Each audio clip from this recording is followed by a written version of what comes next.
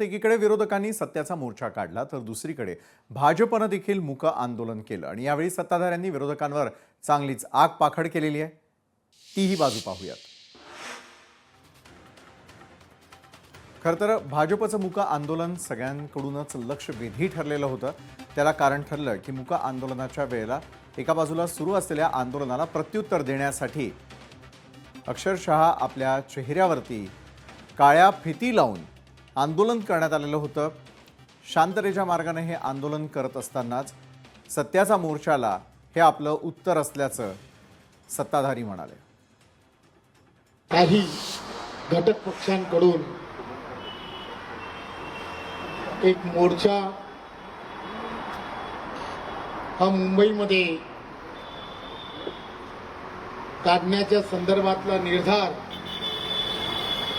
हा त्यांनी गेल्या 1 महिन्यापासून केला।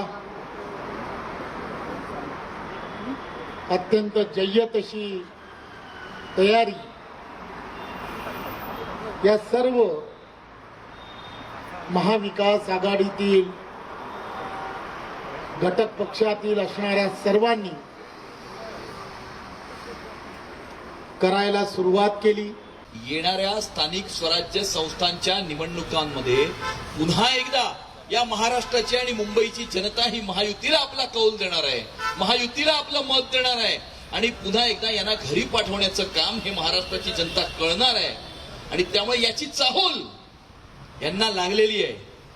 येणाऱ्या काळामध्ये काय निकाल लागणार आहे याची चाहूल त्याला लागली असल्यामुळे तो निकाल लागल्याच्या नंतर काय स्पष्टीकरण द्यायचं त्या स्पष्टीकरणाचं बॅकग्राऊंड तयार करण्याचं काम या मोर्चाच्या माध्यमातून हे लोक करतायत। उद्या हरलो तर आम्ही मतचोरीमुळे हरलो, आम्ही ईव्हीएम मुळे हरलो, अशा प्रकारे मग माझा सवाल आहे उद्धव ठाकरेंना, मग हरुण खानच्या मतदारसंघात मतचोरी झाली नाही का? मुंबईकरांचे लोकांना जागरूक लोक आहे, त्याने सर्व समज आहे काय करायचा।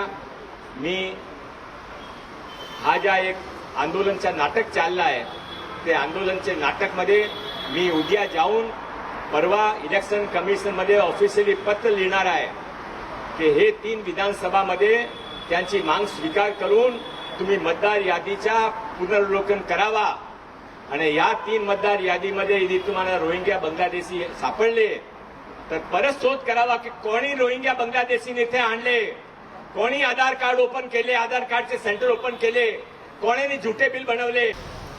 स्थानिक स्वराज्य संस्थेच्या निवडणुकीमध्ये सुद्धा महाराष्ट्राची जनता यांना माती खायला लावणार आहे, धूळ चाटणार आहे आणि मग आतापासूनच आपण बोंब मारली पाहिजे। विनोदजी आतापासून सांगा, आम्ही तर बोलत होतो मतदार यादी अशी आहे, मतदार यादी तशी आहे, निवडणूक आयोगाचा घोळ आहे, हे सगळं त्याचं आता त्यांची ट्रायल चालू आहे, लक्षात घ्या।